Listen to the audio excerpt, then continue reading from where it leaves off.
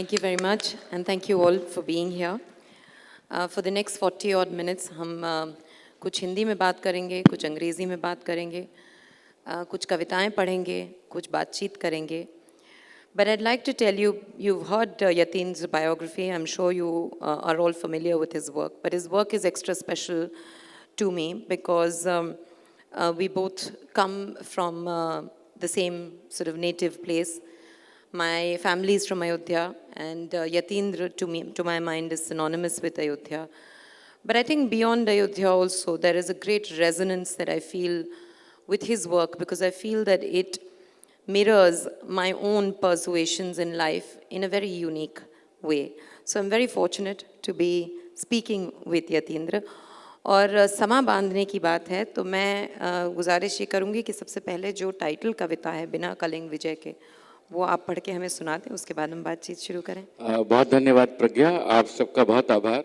मुझे डर लग रहा था, मैं ऑथर्स लाउंज में बैठ के कह रहा था कि मंडे है, सुबह है, मेरी कविता सुनने लोग आएंगे भी कि नहीं, दरबार हाल कहीं खाली ना हो और हम दोनों ही एक दूसरे को सुनाएं. बहुत धन्यवाद आप सबका. बिना कलिंग विजय के. हर महत्वाकांक्षी मन अशोक होता है. हर महत्वाकांक्षी मन अशोक होता है, अक्सर परिणति होती कलिंग. आकांक्षा आरोहण के लिए इतिहास में हर बार चारों तरफ भेजे जाते महेंद्र और संघमित्रा. जीता जाता इसी तरह पूरा विश्व, शांति की आस में हिंसा के उपरांत. स्पर्धा से परे कामना वाला जीवन अप्रतिहत रहता है सदा. दुरभिसंधियों और राज्य विस्तार से अनासक्त रहा आया मन, बुद्ध की तरह अश्वत्थ वृक्ष के नीचे बैठा, मधुमालती लताओं से आच्छादित, पूछता स्वयं से अपने होने का मर्म. बिना कलिंग विजय के भी जिया जा सके बाकी का सारा जीवन. क्या बात है. आप में से अगर कुछ लोग आज शाम का जो फाइनल डिबेट होता है JLF की क्लोजिंग पे, अगर उस पे जाएंगे तो आप पाएंगे कि डिबेट का सारा निचोड़ जो 1 घंटा में बात होगी वो इस कविता में है.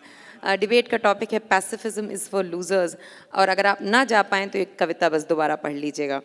यतीन्द्र, आपने कई बार कहा है कि कविता, पोइट्री आपका पहला प्यार है, योर फर्स्ट लव. लेकिन कविता के अलग अलग मायने होते हैं अलग अलग लोगों के लिए. आपके लिए कविता क्या है? मेरे लिए कविता, मैं कोई बड़ी बात नहीं कहूँगा कि बहुत, जब आप पोएट होते हैं, एस्टैब्लिश होते हैं, अवार्ड पा जाते हैं तो आप बड़े बड़े परिभाषाएं करने लगते हैं. मुझे लगता है कि कुछ ऐसी चीज़ जो कहीं और नहीं पढ़ सकते प्रोज फॉर्म में, जो बड़े, जिसे हम एक बहुत सुंदर ढंग से कहते हैं कि क्या एपिकल नॉवेल है, तो हम नॉवेल को एपिकल कहते हैं. हम उसको कहते हैं क्या लिरिकल फिल्म है, क्या पोएटिक एक्सप्रेशन है. तो पोइट्री मुझे लगता है कि आर्ट फॉर्म में या लिखने के फॉर्म में वो एक बहुत कंडेंस्ड एक इत्र है कि जिसकी शीशी में से इत्र उड़ भी गया फिर भी उसका ढक्कन खोल देंगे तो महकेगी. तो मुझे लगता है कि कुछ उस तरह की चीज़ है. और मेरी जो पूरी परवरिश है और जो मैं जिस शहर से आता हूँ, तो मैंने भक्ति कविता बहुत पढ़ी. अभी पिछले वर्ष मुझे राम राग सेवा करने का अवसर मिला. देश भर के 150 कलाकारों ने आके राम मंदिर परिसर में अपना परफॉर्मेंस किया. तो मैं एक चीज़ देख रहा था, हर दूसरा आदमी या तो वैष्णव जन गा रहा है और या पायो जी मैंने राम रतन धन पायो गा रहा है. तो मैंने कहा ये पोएट्री है कि 500 साल के बाद भी मीराबाई किसी के जहन से नहीं उतर रही, नरसिंह मेहता किसी के जहन से नहीं उतरते. पोएट्री मेरे लिए वो कतई नहीं है, सॉरी टू से अगर कोई हर्ट होता है, कि आपने बड़े अवार्ड पाने के लिए लिख दी, बड़े ट्रांसलेशन के लिख दी, बड़े फेस्टिवल्स में आपको रिकॉग्निशन मिल गया, लेकिन आम आदमी का कनेक्ट नहीं है, उसको पता ही नहीं है कि आप क्या करते हैं. पोइट्री वो है कि एक लाइन किसी ने कही, दूसरा उसने उसको आकर के कंजुगेट कर दिया, जोड़ दिया कि साहब ये है. आप कबीर का नाम लो तो उसके दिमाग में वो फिल्म की तरह चलने लगे. आप तुलसी का नाम लो तो चलने लगे. गालिब का नाम लो, मीर का नाम लो, इवन गुलजार साहब का नाम लो, जावेद अख्तर का नाम लो. कविता जो आपको कनेक्ट करे, जो आपको शरणागति दे, जो आपको अपने दुख से उबरने का मौका दे और जो आपको अपने अकेलेपन को सेलिब्रेट करने का मौका दे। हम रील में फंसे हुए लोग हैं। हमें 2-2 मिनट में 20-20 सेकेंड में अटेंशन पाने का शौक हो गया है। हम ये जाके चेक करने लगे हैं कि हमारे इंस्टा पोस्ट पे किसने दिल बनाया और किसने सिंपल लाइक किया है। इससे निकल करके अपने लोनलीनेस को जो एंजॉय कर ले, जो अकेला बावरा होकर अपने कमरे में आधे घंटे बैठ सकता है, मुझे किसी की ज़रूरत नहीं और फ़ोन की तो बिल्कुल ज़रूरत नहीं, वो पोइट्री की तरफ आए, बाकी लोग बाकी काम करें। ये बहुत खूबसूरत बात कही आपने यतीन्द्र कि हमारे यहाँ ऐसे कवि हुए हैं, चाहे वो कबीर हो, अमीर खुसरो हो, चाहे नरसिंह मेहता हो, जिनका नाम आपने ना सुना हो लेकिन उनकी पंक्तियाँ आपको पता होंगी। आप किसी फेस्टिवल में ना आते हो, इंटेलेक्चुअल ना हो, आप चाहे कॉलेज स्कूल भी ना गए हों, लेकिन आप उनकी पंक्तियों से वाकिफ़ होंगे। हमारे हिसाब से तो रामचरितमानस भी उसी में उसी गिनती गांव में होती लोग है। कहते हैं बारिश नहीं होती है, वो प्रसंग है सीता स्वयंवर का, कि जब कोई धनु भंग नहीं कर पा रहा है तो जब जनक नाराज होते हैं तो वो पंक्ति आती है, का वर्षा जब कृषि सुखाने, समय चूकी पुनि का पछताने। और लोग बारिश के लिए अभी उसको यूज़ करते हैं कि जब बहुत देर से बारिश होती है, पूरा एक टाइम स्पैन बदल गया है हमारे मौसम का, तो लोग गांव में जाइए, किसानों से बात करिए, का भैया ऐसी बारिश किस काम की, का वर्षा जब कृषि सुखाने। हमारी कृषि सूख गई, हमारे जो लगाए हुई फसलें हैं उसमें पानी नहीं पड़ा, अब बरस भी जाए तो किस काम का। उनको मालूम ही नहीं है कि ये तुलसीदास ने रामचरितमानस के बालकांड में सीता स्वयंवर के लिए लिखा है, लेकिन उन्होंने अपने जीवन के लिए उसको निकाल लिया है। यह है पोइट्री। आपने जैसा कहा आपका आपका पहला प्रेम कविता है और गुलजार साहब ने शायद आपसे एक बार वादा लिया था कि आप हमेशा कविताएं लिखते रहेंगे और कविताएं आप लिखते भी रहे हैं, लेकिन काफ़ी अरसे बाद बुक फॉर्म में आपने कविता की प्रस्तुति की है, तो ये इतना विलंब किस कारण से हुआ? इसमें एक बदमाशी है, जो मैंने अभी कहा ना, मैं राइटर था, मैं पोएट था, इसको दूसरे ढंग से कहूँगा तो कविताएं आती थीं, प्रिंट होती थीं, लोग पसंद करते थे।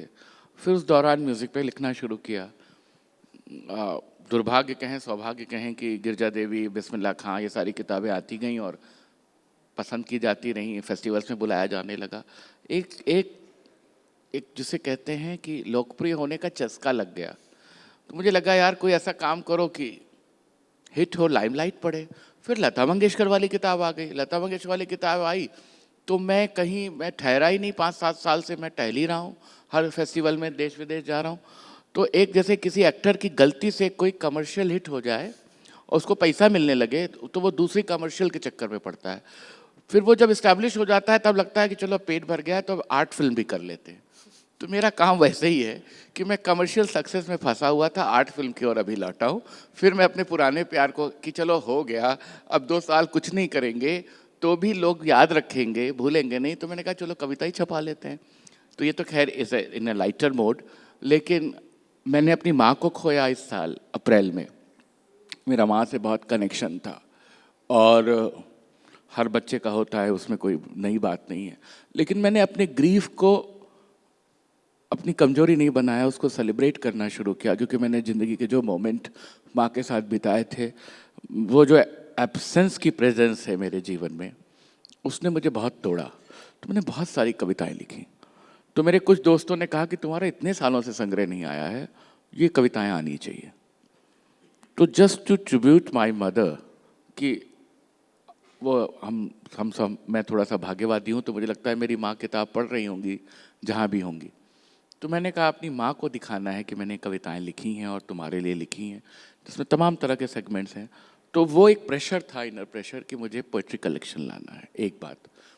और दूसरा, जिस तरह के इडियम में कविताएं लिखी जा रही हैं कंटेम्प्रेरी, वो जो एक टिपिकल, एक जो भी एक नारा बन चुकी कविता है, मैं उससे संकोच करता हूँ। मुझे लगता है आपकी एक पॉलिटिकल डिज़ायर होती है, आपका एक पॉलिटिकल एंगल होता है, इंक्लिनेशन होता है, नहीं भी होता है, आप मिडवे कहीं होते हैं। लेकिन कविता को रस के लिए लिखना चाहिए। कविता वो हो कि आपको ये लगे कि अरे ये मैं नहीं सोच पाया या मैं नहीं सोच पाई। मैं तमाम महान कविताएं पढ़ता हूँ तो मुझे लगता है ये मुझे क्यों नहीं सूझा। उस डिज़ायर को पूरा करने के लिए फिर ये संग्रह आया। जब संग्रह आ गया तब मुझे लगा कि अरे ये तो 12 साल हो गए, 2 साल और रुक जाता तो राम की तरह वनवास पूरा कर लेता। यतीन्द्र, इस संग्रह को सम अप कर पाना काफ़ी मुश्किल है मेरे लिए, पर मुझे 2-3 बातें हैं जो मुझे काफ़ी स्ट्राइक आउट हुई। एक ये कि आप सब शायद वाकिफ़ होंगे यतीन्द्र जो लिखता है उससे, लेकिन काफ़ी डाइवर्स काम यतीन्द्र ने किया है। There have been many preoccupations in his life. He's a cultural historian. He's a biographer. He loves music. He's a conservationist in his own right. He paints great portraits of people, not paint with color, but with words. और ये सभी कुछ इन कविताओं में तुम्हें मिलेगा। तो मैं ये पूछना चाहती थी, and the other thing that I absolutely love about the book is how easily it moves between the epic and the deeply personal, intimate spaces that we inhabit in our minds. तुम कवि हो, तुम कविताएं लिखते रहते हो। इनको book form में पिरोने में, इन कविताओं को थीमेटिकली किस तरह का काम तुम्हें करना पड़ा? मैंने बहुत सारी कविताएं रिजेक्ट की। मैं अपने लिखने में मैं सेल्फ रिट्रोस्पेक्शन में बहुत जाता हूँ और मुझे लगता है कि ये जो मैं लिख रहा हूँ, क्या मुझसे पहले इससे बेहतर ये बात कही गई है कि नहीं कही गई। जाहिर सी बात है कही गई है। तो मुझे लगता है किस डॉक्टर ने, किस नजूमी ने कहा है कि तुम नहीं लिखोगे तो दुनिया का भला नहीं होने वाला, तो मैं रिजेक्ट कर देता हूँ। तो मैं इसमें बहुत जाता हूँ और फिर मुझे लगता है कि ये जरूरी नहीं कि आप महान काम करें, आप वो काम करें जिससे आप कन्विंस्ड हो, जिसमें आपको फेथ हो, जो आप ओन कर सकें अपने मरते समय कि हाँ ये मैंने कहा था, ये मैंने लिखा था, आज से 20 साल पहले, 50 साल पहले छोटा काम किया, बड़ा काम किया। ये जरूरी नहीं है कि उसको पाठक कैसे लेता। आप खुद अपनी कविता से सम्मोहित हुए कि नहीं हुए, और सम्मोहित होने का एक कतई मतलब नहीं है कि आप मूर्खतापूर्ण ढंग से सम्मोहन और रोमांटिसिज्म में जाएं, जो कि तमाम सारे लोग करते हैं कि अपनी किताब, जो तमाम बेसुरे लोग होते हैं वो सबसे पहले गाने को तैयार रहते हैं, जो सबसे खराब कविता लिखता है वो सबसे ज़्यादा सुनाने की कोशिश करता है। तो ये समस्या तो नहीं होनी चाहिए। तो जब मैंने कविताएं की तो मेरे एक मित्र हैं, हिंदी के बड़े कवि हैं, आशुतोष दुबे, इंदौर में। तो मैंने उनसे रिक्वेस्ट किया, मेरे कंटेम्प्रेरी हैं, सीनियर हैं, तो मैंने कहा कि मेरी कविताओं का ब्लर्ब लिख दो। तो मैंने बंच ऑफ कविताएं भेजी जो मैंने सेलेक्ट की थी, 50 कविताएं थी। तो उसने कहा हाँ लिख रहा हूँ। तो उसने कहा यतीन तुमने कितनी कविताएं रिजेक्ट की हैं? तो मैंने कहा 150। तो बोले 200 कविताएं पहले भेजो मुझे, फिर विल डिसाइड कि पोएट्री कलेक्शन कैसा होगा। और वो था, और एक मेरा मित्र है अंबर पांडे, दोनों पोएट हैं, दोनों बहुत अच्छे पोएट। हिस्टोरिकल और ये पौराणिक और म्यूजिकल कविताओं को मैंने पीछे रखा था। मैंने कहा मैं लता मंगेशकर, बेगम अख्तर सब कर चुका हूँ, अब गीत रागों की भी कविताएं तो लोग कहेंगे कि मोनोटोनी हो रही है, तो मैंने उसको हटाया था। लेकिन हुआ क्या कि जब उनका फ़ोन आया 10 दिन बाद, उसने कहा जो रिजेक्टेड कविताएं हैं वो सब छपेंगी और जो सेलेक्टेड है वो रिजेक्ट होगी। मैंने कहा अरे बाप रे। मैंने कहा तुम क्या कह रहे हो? बोले अगर मेरे पर इतना फेथ है तो मुझे डिज़ाइन करने दो। तो दोनों ने मिलकर सेलेक्ट की कविताएं, मैंने भूमिका में लिखा है, और 100 कविताएं। फिर मैंने कहा भैया मुझे तो बता दो कि ये 100 कविताएं कौन जा रही हैं? तो बोले तुम्हारी लिखी जा रही हैं। तो 100 कविताएं जो उन्होंने सेलेक्ट की, तो मैंने देखा कि जो मेरा टोन है, जो मेरा हिस्टोरिकल पर्सपेक्टिव, जो भग्न मंदिरों को देखने का है, जो आवाज़ों के पीछे दौड़ने का है, जो कल्चर में जो स्प्लिट है, जो डायकोटॉमी ऑफ लाइफ है, वो सब उन्होंने रखी। तो मैंने कहा यार ये कौन पढ़ेगा आज के समय में, जब मैं आज के समय में दुनिया आगे चली गई 21वीं शताब्दी में, और दुनिया जब इस समय कोल्ड बैंड और उस सब की बात चल रही है, उस समय में चूड़ामणि कौन पढ़ेगा, और कंचन सीता कौन पढ़ेगा, और कालिया दमन कौन पढ़ेगा? तो उन्होंने कहा यही पढ़ी जाएगी। उसने मुझे एक कॉन्फिडेंस भी दिया कि तुम जो लिख रहे हो उसको छुपाना नहीं है पब्लिक से। और माँ वाली कविताएं मैंने खुद सेलेक्ट की थी कि ये माँ पे हैं, ये 15 कविताएं माँ पे जाएंगी।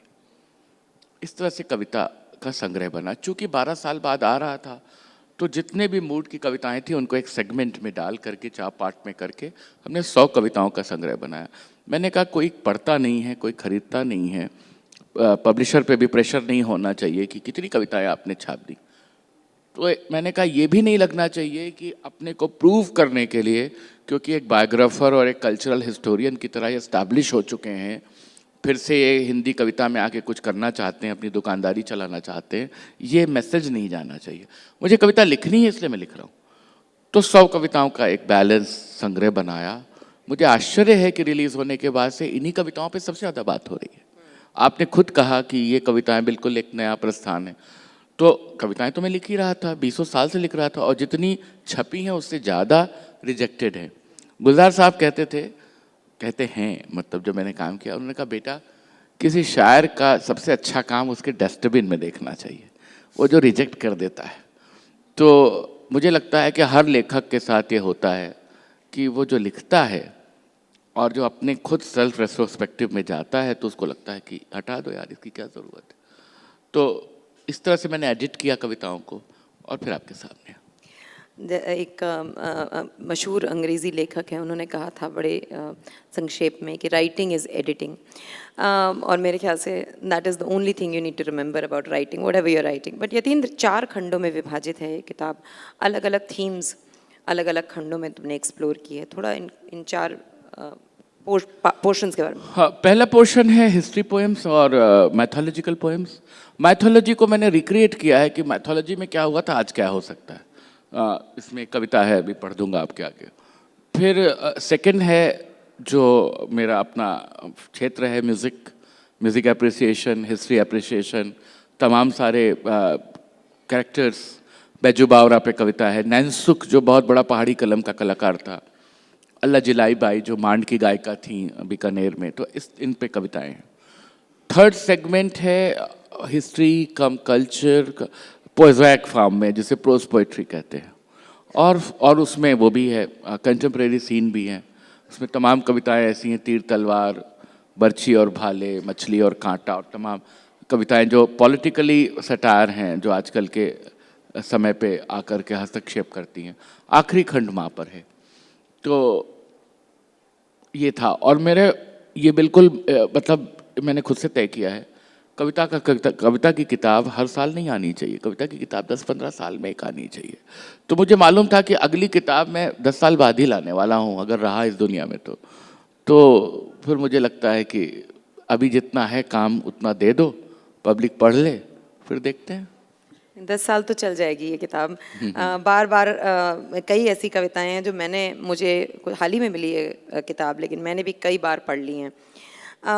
ये जो पहला सेगमेंट है हमारा, जिसमें प्राचीन काल की, प्राचीन सभ्यता की का जिक्र है, मौसीकी है, मिथक है, उसमें ही है शायद मांडू कविता। उसमें मांडू भी है, और जो मैंने कहा एक कविता मैं पढ़ता हूँ, मांडू भी पढ़ता हूँ।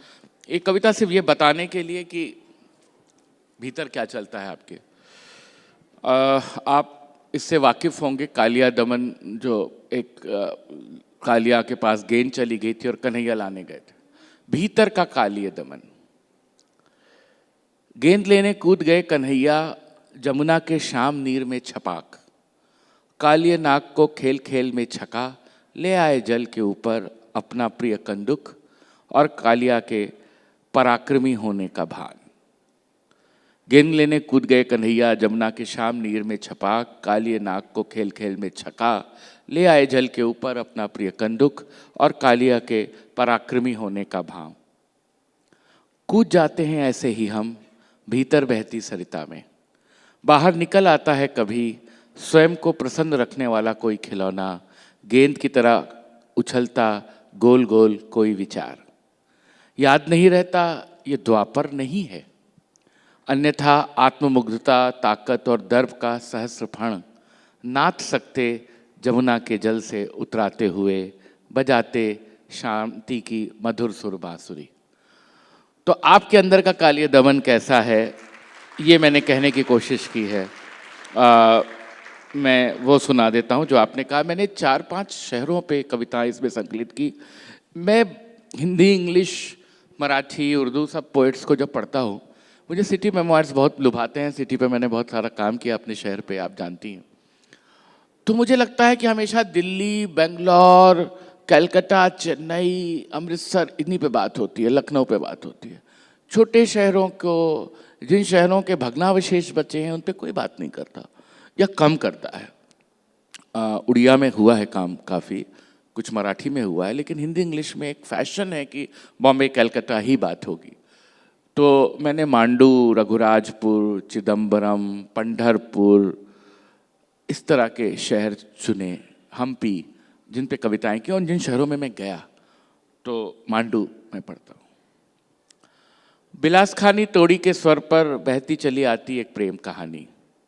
बिलासखानी तोड़ी के स्वर पर बहती चली आती एक प्रेम कहानी। कैसे एक रूपमती रानी और बाज बहादुर पड़े प्रेम के गोपन यवनिका की ओट में। एक राग बदस्तूर संवारता है सुनने वाले का मन। एक संध्या उतरती उस स्त्री के भीतर जो लिखने लगी प्रेम की पाती छोड़ कविताएं। धड़कता रहा एक शहर बंदिशों के बनने में, रागमालिका के व्याकरण चढ़ने में। आती रही प्रेम में डूबी पुकार, जैसे बिलासखानी तोड़ी भूलकर कोई गा रहा हो गोरख कल्याण। इधर पर्यटक टहलते उन खंडहरों में जिनसे आती रूपमती और बाज बहादुर की आवाज़। इस तरह मांडू एक शहर बनता, इस तरह वहाँ प्रेम का खरस भरता।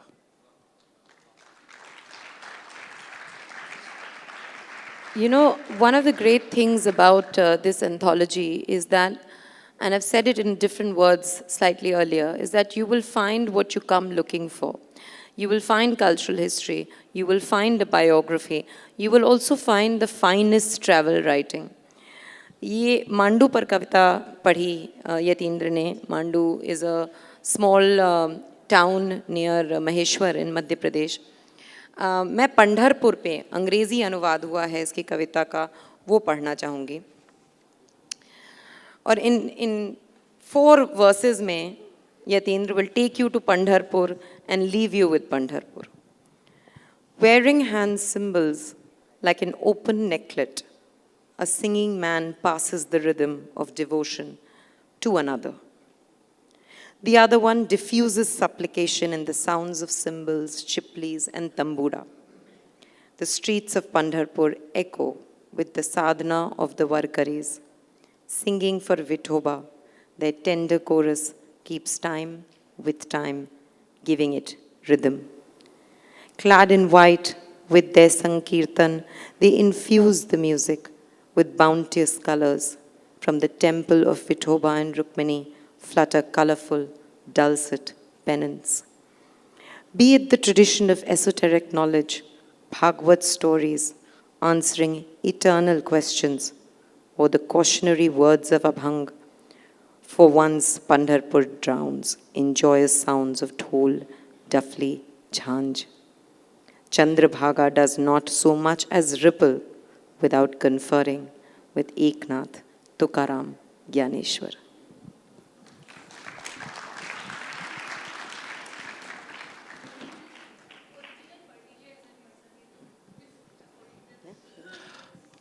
पंढरपुर। गले में अधखुले हार जैसा मंजीरा डाले एक आदमी, गाते हुए दूसरे को पकड़ाता भक्ति की लय। गले में अधखुले हार जैसा मंजीरा डाले एक आदमी, गाते हुए दूसरे को पकड़ाता भक्ति की लय। दूसरा पसार देता चारों तरफ झांझ, चिपली और तंबूरे की आवाज़ में अंदर की पुकार। पंढरपुर में गलियां गूंजती, वारकरियों की साधना, उनका सजल कोरस कंठ विठोबा के लिए गाते हुए समय को ठेका और ताल देता रहता है। सफ़ेद रंग को धारे सबके सब अपने संकीर्तन से सरगम में कई रंग का गुलाल घोलते हैं। उधर विठोबा और रुक्मणी के मंदिर से रंग सुरंगी पताकाएं लहराती रहती। नारदीय परंपरा हो सवाल जवाब के बहाने भागवत कथाएं या अभंग के चेतावनी देते बोल, कुछ ढोल, कुछ डफली, कुछ झांझ में डूब जाता एक बारगी पंढरपुर। उधर एकनाथ, तुकाराम, ज्ञानेश्वर से पूछे बगैर हिलोरे भी नहीं लेती चंद्रभागा।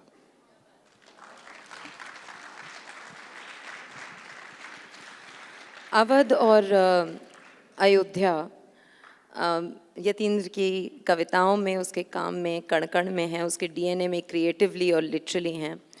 और मेरे ख्याल से एक बहुत अच्छी बात जो यतीन्द्र की है, वो लोग जब लेखक बन जाते हैं, नेशनल इंटरनेशनल फेम उनको मिल जाता है, तो वो दुनिया भर की बातें करना चाहते हैं, अंतर्राष्ट्रीय स्तर पर क्या हो रहा है उस पर टिप्पणी करना चाहते हैं, लेकिन लोग अपनी गलियां ठीक से परख नहीं पाते, पहचान नहीं पाते।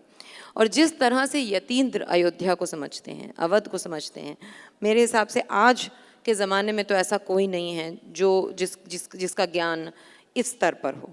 तो we can't let Yatindra go without singing two और reciting two poems which are about Awadh. मेरी दो फेवरेट हैं, अवध की सुध।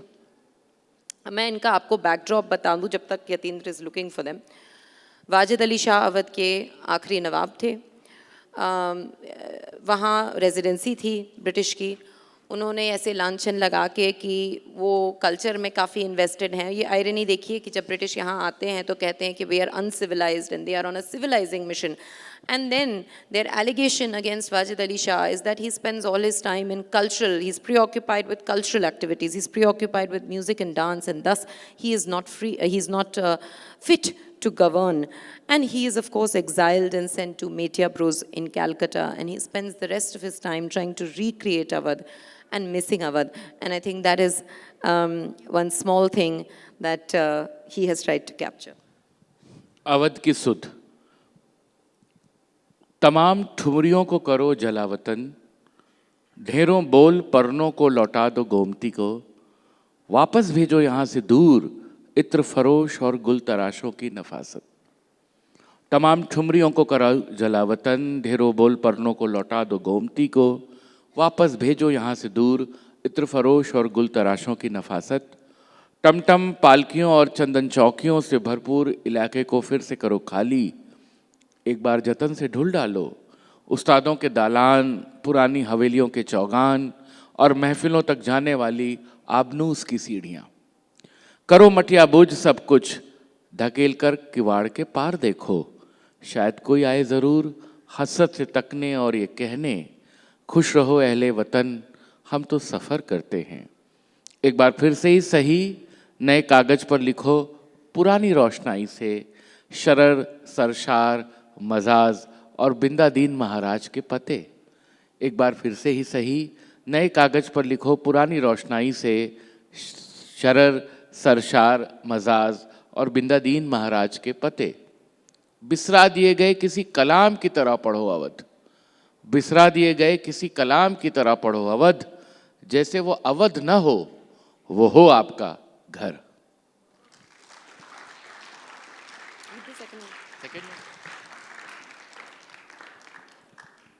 दूसरा भी प्रज्ञा की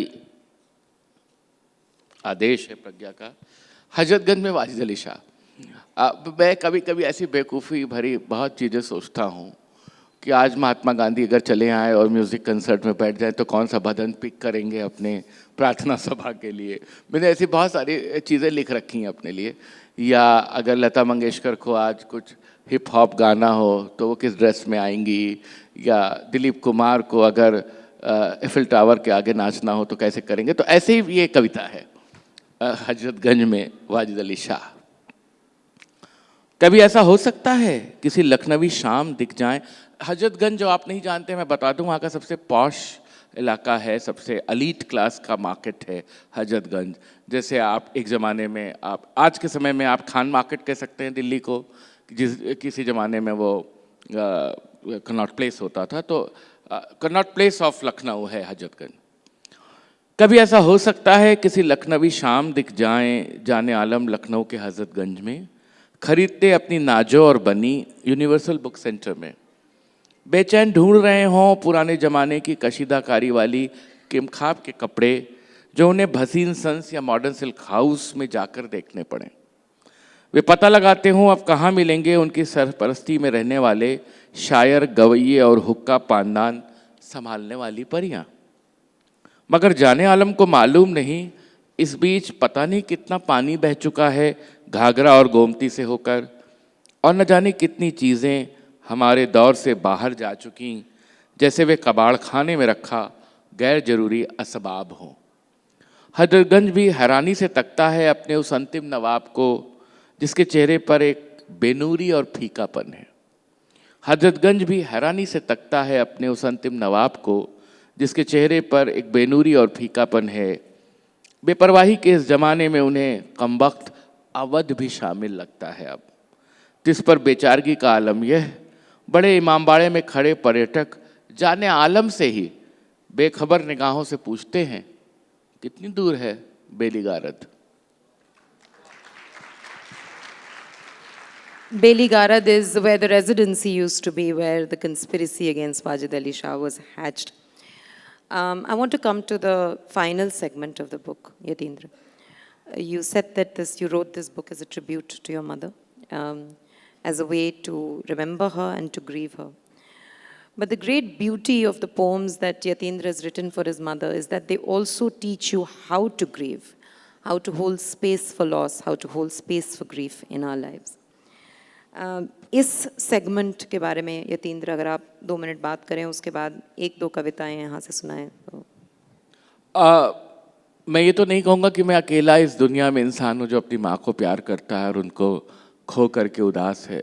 भगवान न करे आप लोगों को अपने प्रियजनों का और माँ और पिता का से कभी दूर होना पड़े, बिछड़ना पड़े, इस देह से वो नश्वर हों। वो होगा, लेकिन वो जितनी देर तला रहे, जितना दूर जाए उतना अच्छा है। जिन्होंने खोया है वो समझ सकते हैं। मुझे ये लगता था कि जब मैं बहुत तकलीफ़ में था तो मैंने माँ पे कविताएं लिखनी शुरू की। जो बातें मैं माँ से करता था वो मैंने लिख दिया है यहाँ पे, बस इतनी बात है।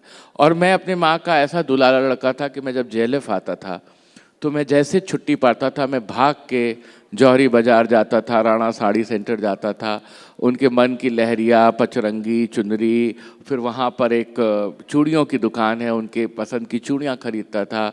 जो मेरी माँ कह दे। हिंदुस्तान में मैं कहीं किसी फेस्टिवल में गया हूँ तो मेरा पहला टारगेट होता था मार्केट जाना और उस शहर की सबसे सुंदर साड़ी अपनी माँ के लिए खरीदना। 8-8 घंटे मैं दुकान में बैठा रहता था कि मेरी माँ के लिए, और मेरी माँ नाराज़ हो, और वो बिल्कुल मेटेरियलिस्टिक उसकी नहीं थी। वो मैं उनको वीडियो कॉल करके दिखाऊं, ये है वो है, क्या है पगला रहे हो, मेरे पास इतनी साड़ियाँ हैं। मैंने कहा होगी, बेटा कमा रहा है, बेटा लेकर के आएगा। तो मतलब सुरमा, चूड़ी, बिंदी, परांदे, चूड़ियाँ, मीनिंगलेस थिंग्स जिसकी कोई ज़रूरत नहीं है, जिसको आजकल के मॉडर्न ज़माने में। और मेरी माँ तो ऐसी थी कि कोई मेकअप ही नहीं करती थी। एक बिंदी लगाई, सिंदूर लगाया, अगर कोई पार्टी है तो हल्का सा लिपस्टिक लगा लिया, बाकी कोई जो आज चेहरे पे हज़ारों चीज़ें पोती जाती हैं उनको पता भी नहीं होगा कि क्या क्या होता है। लेकिन मैं हर चीज़ खरीद के लाता था। दुनिया में कोई चीज़ है वो अगर पहली बनी है तो वो मैं हासिल करने की कोशिश करता था कि this is for my mother. तो जब वो गई तो मेरे लिए एकाएक सारा बाज़ार बेकार हो गया। मैं अभी उनके जाने के बाद 4 चक्कर जयपुर आया हूँ किसी काम से। मैं बापू बाज़ार, जौहरी बाज़ार, उधर राणा साड़ी गया नहीं। मुझे वेंडर्स फ़ोन करते हैं, भैया जी आपने शॉल ऑर्डर किया था, आप क्यों नहीं बनवाते हैं? किसके लिए बनाऊं? जो पहनती थी वो तो है नहीं। और उनके सामान देखता हूं, उनकी चीज़ें देखता हूं तो मुझे संतोष मिलता है कि फिज़िकलिटी में नहीं, रूह की तरह वो कहीं मौजूद हैं। एक ही काम मैं कर पाया, अच्छा लड़का बना, अच्छा नागरिक बना, मैं नहीं जानता। माँ ने बहुत अच्छे संस्कार दिए सबसे जुड़ के रहने का। तो वो सारी चीज़ें मैं सेलिब्रेट करना चाहता था, तो मैंने कविताएँ लिखी। और कविताएं लिखी तो मैं ये कहीं नहीं कहता कि मैं उस दुख से निकला। आपको अपने दुख से निकलना भी नहीं चाहिए। अगर आपने अपने माँ को, अपने किसी भी प्रियजन को साल 2 साल 4 साल के बाद भुला दिया है तो वो दुख नहीं है, वो रिलेशन ऑफ कन्वीनियंस है। आपको उस दुख को अपने अंदर सींचते देना चाहिए और एक बड़ा पेड़ बनाना चाहिए, वो आपकी ज़िंदगी के साथ ग्रो करे और आपकी मृत्यु के साथ ही जाए। अगर मैंने माँ को बिसरा दिया, अगर मैंने उनके दुख को ख़त्म कर दिया तो काहे का मैं संतान और काहे की वो मेरी माँ। इस संग्रह की अंतिम कविता यही है, मन की सारंगी, कि दुख का घराना बनाओ, दुख को नए चलन में गाओ, दुख को ठहर के अपने अंदर बर्दाश्त करके रखो और सेल्फ पिटी में मत जाओ। किसी के आगे रो नहीं, किसी के आगे कहो नहीं कि हाय हाय मैं बहुत दुखी हूँ। मैं दुखी हूँ, वो दुख मुझे पता है और मेरा एक अम्बिकल कॉर्ड कनेक्शन है मेरी माँ से, उसको पता है। हर जन्म में वही मेरी माँ बने, हर जन्म में मैं उनके पेट से निकलूं। जो इस जन्म में पूरा नहीं कर पाया मैं अगले जन्म में पूरा करूं, ये मेरी सोच है। इसमें आप मुझे हिंदूवादी, सनातनी, भाग्यवादी और सुपरस्टिशियस कुछ भी माने, मैं अगर इस दुनिया में आऊँगा, चिड़िया बन के भी अगर जन्म लूँगा तो मेरी माँ को पक्षी बनना पड़ेगा और अपने ही गर्भ से मुझे निकालना पड़ेगा। ये मेरी उनसे विनती है, यही इन कविताओं का सार है। दो बातें कही आपने यतीन्द्र, एक अपनी माँ के लिए छोटी छोटी चीज़ें जगह जगह से लेने की, तो उस पर आपकी एक जामुन जी। और अमरूद पे कविता है, वो अब अगर आप सुना दें। मैं सुनाता हूँ। ये कविता मुझे इतना दुखी करती है, जब से माँ गई हैं मैंने जामुन और अमरूद नहीं खाए।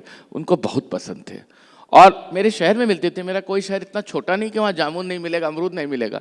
लेकिन मैं अगर बेंगलोर में भी हूँ और मुझे ठेले पे जामुन दिख गया, अमरूद दिख गया, तो मैं उसको खरीद के लेकर के आता था कि माँ के लिए। मेरे पापा कहते थे कि तुम सनके हुए हो क्या, पगलाए हुए हो, ये सब मिलता है, काहे को लेके चले आए हो। मैंने कहा वो इलाहाबाद का अमरूद खाएं, वो आगरा का अमरूद खाएं। मेरी माँ आगरा से थी, तो सब कहते थे आगरा बहुत अच्छा है। मैंने कहा आगरा इसलिए नहीं अच्छा है कि ताजमहल है, आगरा इसलिए अच्छा है कि मेरी ननिहाल है, मेरी माँ वहाँ की है। तो I am obsessed with my mother's personality. जामुन और अमरूद। अम्मा को बहुत प्रिय थे जामुन और अमरूद। किसी भी शहर में होता मैं, दिख जाते तो ले आता था उनके लिए। वे सहज होती थी प्रसन्न अपनी पसंद के फल पाकर, जैसे गिलहरी को मिल जाए अखरोट, गौरैया को गेहूं बाजरे का दाना। अब मन रहता है उदास जब दिखता ठेले पर अमरूद और जामुनों का ढेर। पुरोहित बताते किसी स्त्री को करें दान, उसको चखने से मिलेगी माँ को स्वर्ग में तृप्ति। पुरोहित बताते किसी स्त्री को करें दान, उसके चखने से मिलेगी माँ को स्वर्ग में तृप्ति। मन फिर भी परेशान, नहीं मिलता कोई ढाढ़स, उनकी तृप्ति का कोई संदेशा कैसे पहुंचेगा मुझ तक। मुश्किल ये भी बड़ी अजीब है, धरती से कोई कुरियर सेवा नहीं भेजा जा सके अम्मा के लिए वहां मौसम के ताजे अमरूद और जामुन।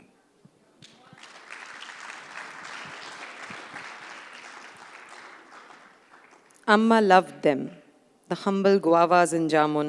Whichever town I saw them in, I brought her some. And she would be pleased getting her favorite fruits, just as a squirrel is pleased with her walnut, the sparrow with her grain of wheat or bajra. Now my heart feels heavy seeing guavas and jamun on a cart. The priest says, give them to a woman. Her tasting those fruit will gratify Amma in heaven. The heart is still disconsolate.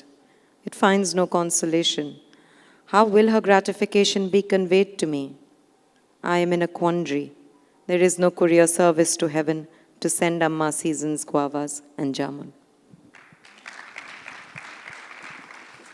Yatindra, to end this session, I want to talk to you. अभी तक हम themes पर ज़्यादा focus कर रहे थे.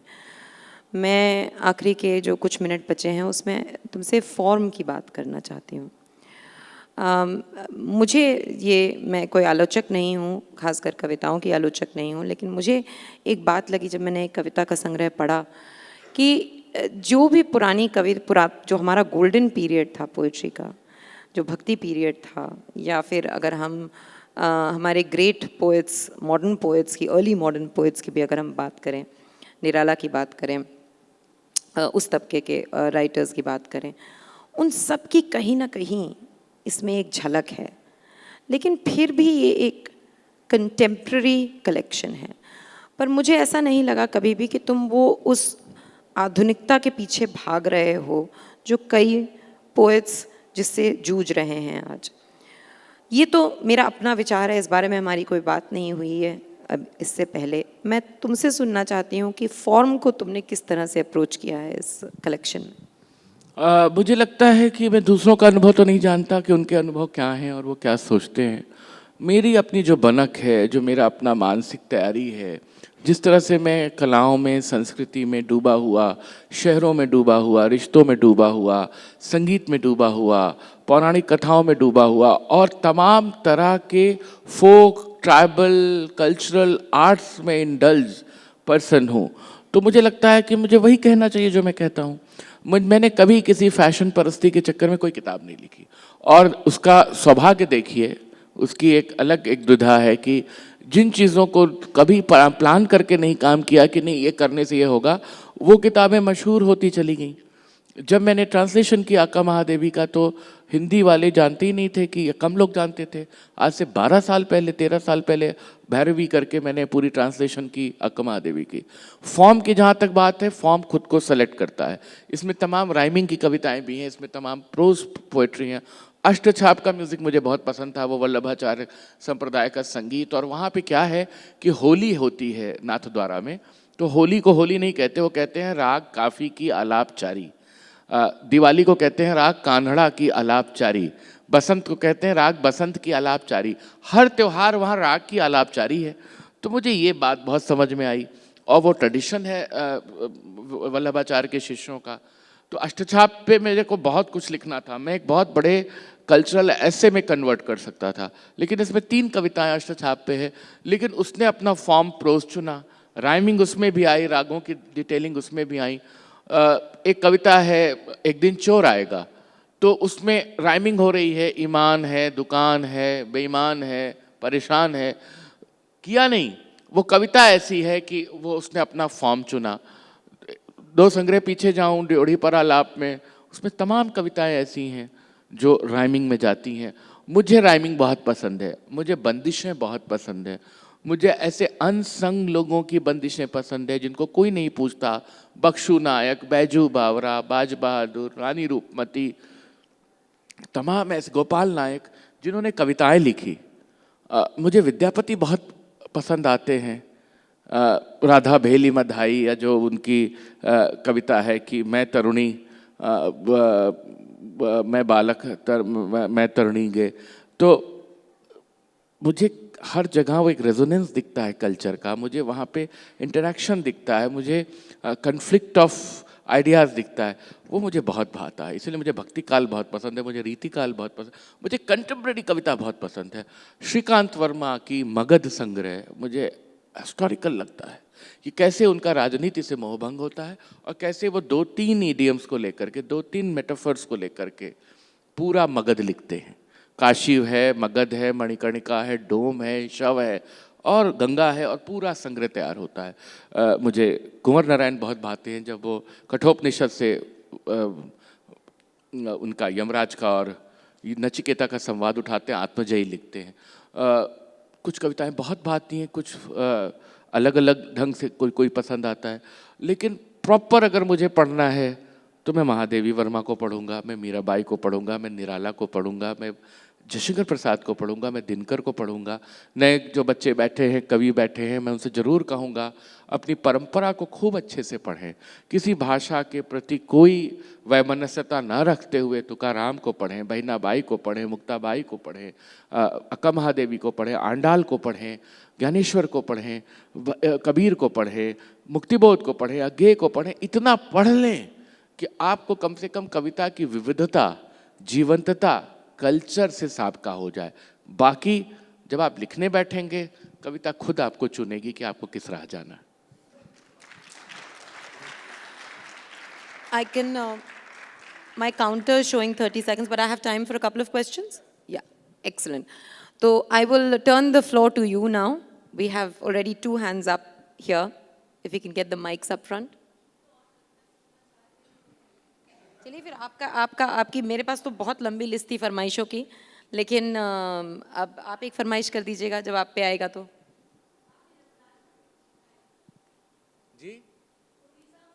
जी लिखा है, आप बताएं। जी नमस्कार, मेरा नाम मानसी है and since it was a great session and you have beautifully expressed your feelings towards the Indian art and culture and you have beautifully appreciated it. तो माय क्वेश्चन इज़ कि आजकल के जो युवा हैं और स्पेशली स्टूडेंट्स हैं, उनके लिए हिस्ट्री एक डेड सब्जेक्ट बनता जा रहा है कि it is just limited to learning dates and remembering stuff. तो हम एजुकेशन में ऐसा क्या चेंज हम ला सकते हैं जिससे वो आजकल के जो युवा हैं वो इससे दूर होते जा रहे हैं, उनके लिए हम इसको और इंटरेस्टिंग बना सकते? बहुत अच्छा सवाल आपने किया। जब हम लोग युवा थे तब ये सवाल नहीं उठा कि आप युवाओं के सवाल हैं तो आपके हिसाब से कोर्स और कैरिकुलम तय किया जाए। आज हम लोग लिखते हैं न्यूज़पेपर से लेकर के, कॉलम से लेकर के, और तमाम चैनल्स और सोशल मीडिया में कहा जाता है कि बी इजी, क्योंकि यूथ नहीं समझेगा। हम भी कभी यूथ थे, हमने भी समझा था, हमने भी डिक्शनरी खोली थी, हमने भी पढ़ा था, हमने भी अपना मेंटल स्ट्रेंथ ऊपर किया था। आप बच्चों को इतना मोरेन क्यों समझ रहे हैं, इतना हल्का क्यों समझ रहे हैं कि उनको सब कुछ इजी करके, दाल चावल जब खाना शुरू करेगा तभी उसके दांत मजबूत होंगे। माँ बचपन से खिचड़ी खिलाते हुए जवान नहीं करती है, फिर धीमे धीमे उसको रोटी का टुकड़ा भी खिलाती है। तो मैं बच्चों से कहूँगा कि अपना अपना कैनवस बड़ा करो, अपने विंग्स खोलो। हिस्ट्री डेड सब्जेक्ट होगा आपके लिए, आप उसको इस तरह से लें कि हिस्ट्री में जो वार आप पढ़ते हैं, हिस्ट्री में मान लीजिए हम स्ट्रगल मूवमेंट पढ़ते हैं, तमाम सारे वैचारिक आंदोलन पढ़ते हैं, तमाम सारे अपहीवल्स पढ़ते हैं, कंट्राडिक्शंस पढ़ते हैं, दबाव पढ़ते हैं, आपको ये समझ में आता है, आप अपने लिए उसको निकालो कि आप कभी किसी इस तरह की पराधीनता में किसी के पढ़ोगे तो उस समय ग्रेट मास्टर्स ने क्या किया था, उसने उनको कैसे उसको सॉल्व किया था, हमें कैसे सॉल्व करना है। आप जब महाभारत पढ़ते हैं तो वह डेड कथा नहीं है। महाभारत सिर्फ ये बताती है कि उसमें एक शांति पर्व में एक छंद आता है, सर्वभूतेषु ये नेकम भावमव्यमीक्षते। कृष्ण कहते हैं अर्जुन से, अर्जुन जब उनसे संवाद करते हैं गीता में, और ये कहते हैं कि ऐसी लड़ाई किस काम की कि मेरे सारे दादा परदादा भाई बिरादर सब मर जाएंगे और मैं ऐसा राज्य लेके क्या करूँगा। देन कृष्ण कहते हैं कि सब मर जाएं, सारी प्रजातियां नष्ट हो जाएं, ये पूरा विश्व समाप्त हो जाए, असत्य पे सत्य की प्रतिष्ठा होनी जरूरी है। वो नहीं होगा तो गलत परंपरा की नींव पड़ जाएगी, समाज फिर से बन जाएगा, जातियां प्रजातियां फिर से आ जाएंगी, वनस्पतियां फिर से उग जाएंगी। इसलिए युद्ध करो। तो क्या मिलता है आपको महाभारत से कि कुछ भी हो जाए, किसी भी गड़बड़ी में मैं गलत का साथ नहीं दूंगा, मैं असत्य की राह पे नहीं चलूंगा। ये कहने में बहुत आसान लगता है कि मैं आपको मॉरली एजुकेट कर रहा हूँ। ये मॉरल एजुकेशन भी आपके अंदर से आएगा। आपके अंदर आपको अपना वाईफाई नेटवर्क, अपना अपना कुछ खोलना पड़ेगा, अपना ब्लूटूथ ऑन करना पड़ेगा सेंसिबिलिटी का, तब जाके आप उसके साथ रेजोनेट कर पाएंगे। और ये कहना कि सब कुछ हम बच्चों के हिसाब से लिखें तो हम अल्लाह लल्ला लल्ला लोरी नहीं गा सकते आपके लिए, वो माँ ही गाएगी आपको गोदी में बिठा करके। आपको सीखना है, आपको पढ़ना है, आपको लड़ाई करनी है। आप हर समय एक बहुत ही पैम्पर्ड वातावरण में रह के एजुकेशन भी वैसी चाहते हैं, जीवन भी ऐसा चाहता है, तो लानत है। अपने पूर्वजों से सीखिए कि जिन्होंने जाके युद्ध किया, जिन्होंने जाके केदारनाथ अग्रवाल की कविता है, एक हथौड़े वाला घर में और हुआ, कि उनके घर में बच्चा पैदा होता है तो एक हथौड़ा चलाने वाला और पैदा हो गया है। वो पहले से उस बात की प्रशस्ति गाते हैं। तो आपको तो ब्रेव बनना है। आप में से बहुत लोग सेना में जाएंगे और जाकर के सियाचिन बॉर्डर और कहाँ कहाँ लेह लद्दाख में जाकर के ड्यूटीज़ करेंगे। तो अगर आप ऐसा नहीं सोचते हैं तो फिर आप हिस्ट्री ना पढ़िए, आप कुछ ना करिए, अपने मन का काम करिए। Sorry. There's a question up here. You had a question? Yeah.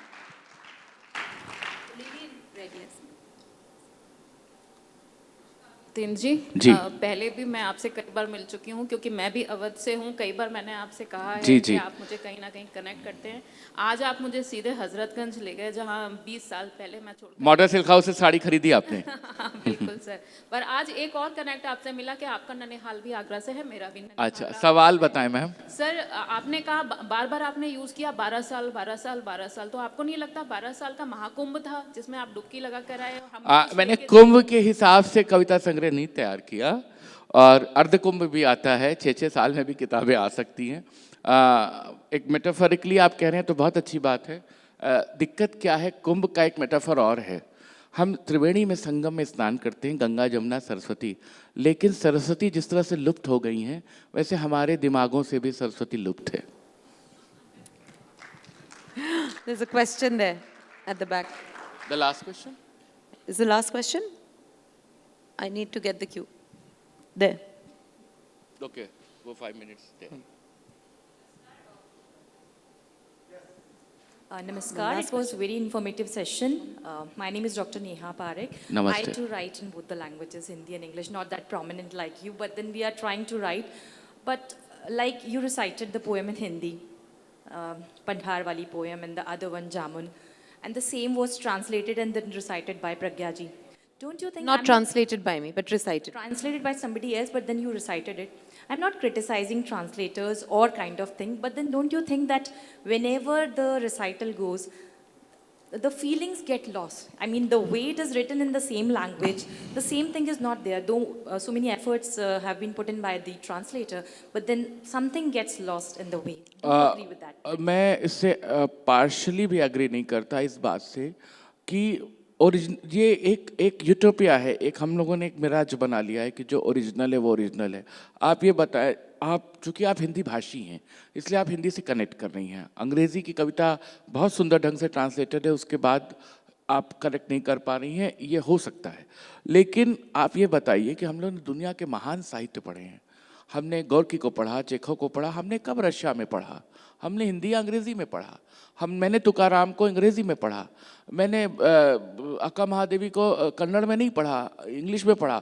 और ए.के. रामानुजन के ट्रांसलेशन ने मुझे ऐसा प्रभावित किया कि मैं ट्रांसलेशन किए बगैर नहीं रह पाया।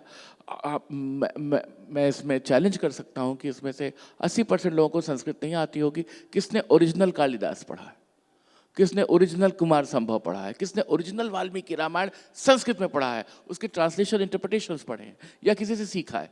तो मुझे लगता है कि दो लैंग्वेजेस में तुलना नहीं हो सकती, दो लैंग्वेजेस एक दूसरे के खिलाफ खड़ी नहीं हो सकती, दो लैंग्वेजेस एक दूसरे के सहोदर हैं, एक दूसरे के साथ चलती हैं, रहगुजर बनती हैं।